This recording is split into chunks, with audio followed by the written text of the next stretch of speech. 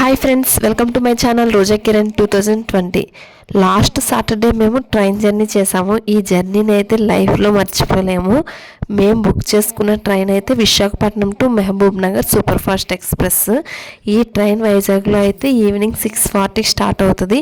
Train journey అంటే కొంచెం ముందుగా ఉంటే బెస్ట్ అని మేము 5:30కి వైజాగ్ స్టేషన్కి వచ్చేసాము.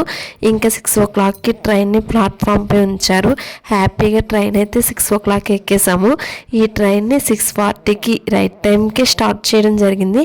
ప్రతి స్టేషన్ కూడా కరెక్ట్ టైంకే వెళ్తుంది. మేము ఇంక బయలుదేరేటప్పుడు నైట్ ట్రైన్లోకి ఫుడ్ అండ్ స్వీట్స్ అవి అయితే ప్యాక్ చేసుకున్నాము ట్రైన్లోకి. అలాగే బాబుకి మిల్క్ కూడా పట్టుకున్నాను.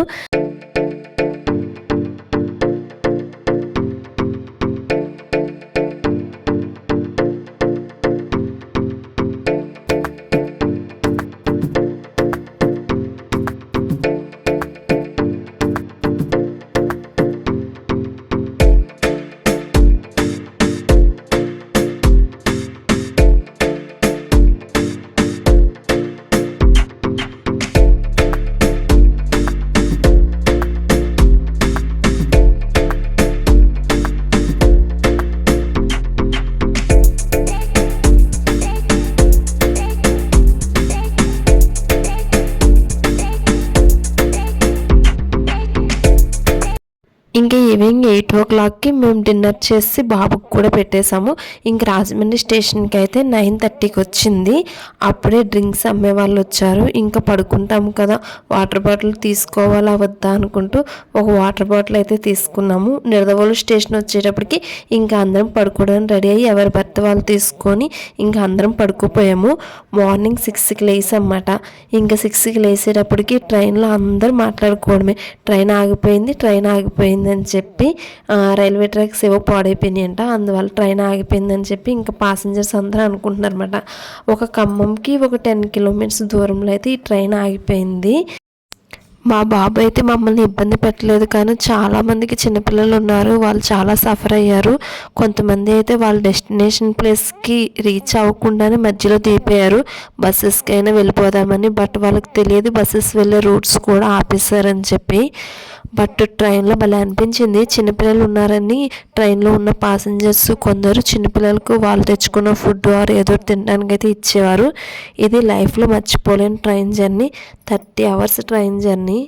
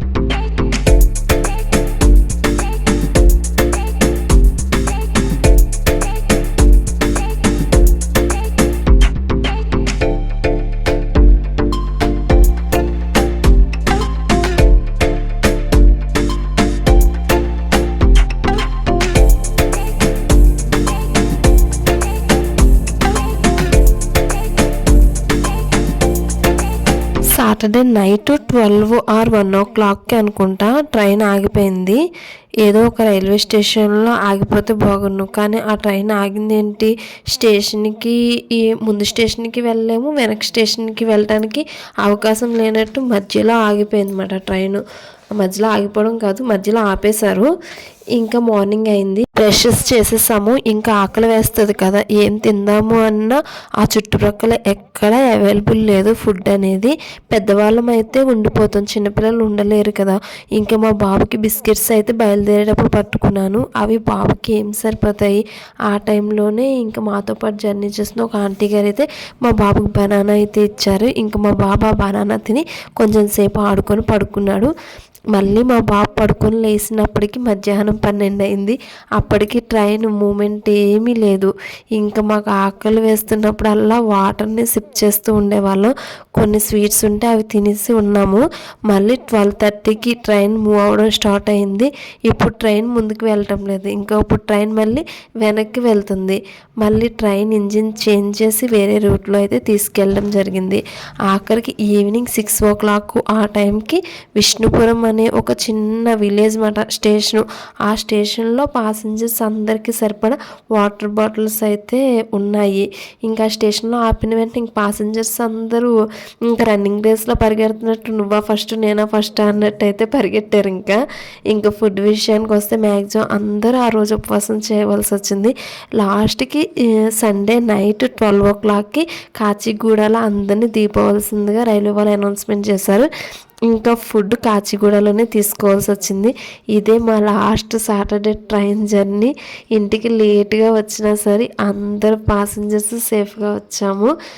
దానికైతే ఈ ట్రైన్ పైలట్స్కి థ్యాంక్స్ చెప్పుకోవాలి.